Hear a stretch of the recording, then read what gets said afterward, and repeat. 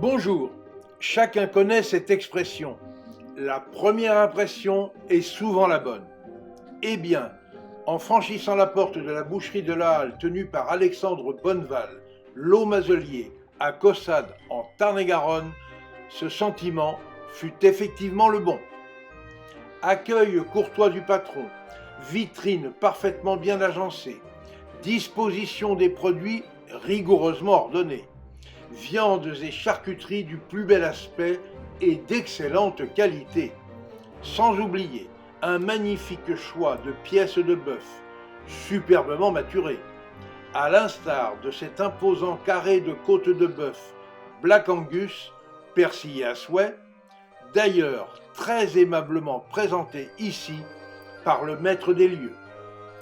Alors, sans plus tarder, la décision fut prise de repartir avec ce superbe faux filet de bœuf Black Angus de 900 grammes, déjà maturé 30 jours et fin prêt pour une nouvelle et belle recette du jour de l'an.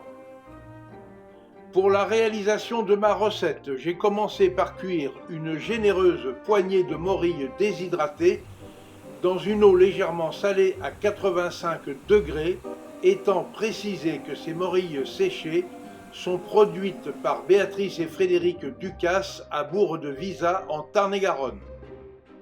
Puis, j'ai épluché et découpé en morceaux un demi-butternut et 2 pommes de terre que j'ai mis à cuire avec l'eau de cuisson des morilles, avant d'écraser le tout au presse-purée et d'ajouter les morilles préalablement émincées, et j'ai réservé bien au chaud ces légumes de plein champ provenant de chez Mylène et Jordan à Réalville, également en Tarn-et-Garonne.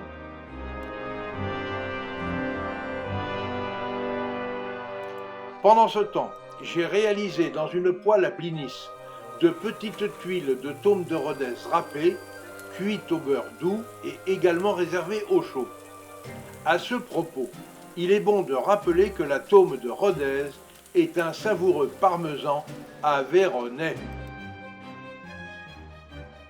Quant à la cuisson bleue du faux filet, j'ai démarré celle-ci sur tranche côté gras, avant de le faire bien dorer sur chacune de ses faces, et pour terminer, je l'ai flambé à l'armagnac, puis réservé au chaud.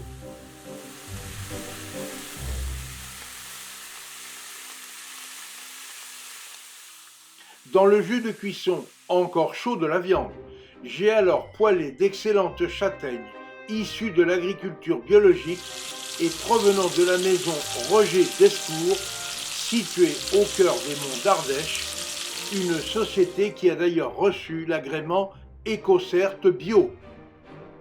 Tous mes ingrédients étant prêts, j'ai immédiatement procédé au dressage sur des assiettes chaudes, en positionnant au centre des tranches de faux filet, entourées d'un pavé de purée de butternut aux morilles, d'un alignement de châtaignes rôties, d'un petit fagot de haricots verts rissolés au beurre emmailloté dans une fine tranche de lard fumé, et, pour couronner le tout, d'une tuile de tome de Rodez agrémentée d'une fleur comestible de pensée du jardin.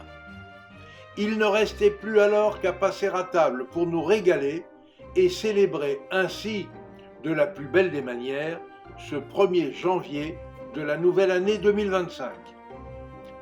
À mets d'exception, vin d'exception. Aussi, pour accompagner cet ensemble des plus savoureux, j'ai servi une bouteille d'un très bon vin de Cahors avec l'excellente cuvée 2013 du Clos Triguedina de chez Jean-Luc et Sabine Baldès à Vire-sur-Lot. Et cet accord mets et vins fut absolument parfait, au point même de nous remémorer plus récemment leur exquise cuvée Probus Padirac, venue célébrer, comme il se doit, les 130 ans de ce domaine viticole véritablement exemplaire.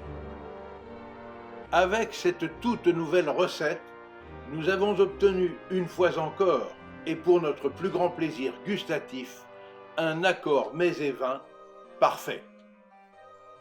Et n'oubliez pas, pour suivre facilement mes recettes et nos reportages, Abonnez-vous à notre chaîne Escapades et Découvertes TV. Vous y découvrirez aussi nos accords mets et vins. Et notez bien que l'abonnement est gratuit. Et surtout, obligez-vous à faire travailler les producteurs locaux de vos régions. Vous participerez ainsi à la sauvegarde des artisans du goût français.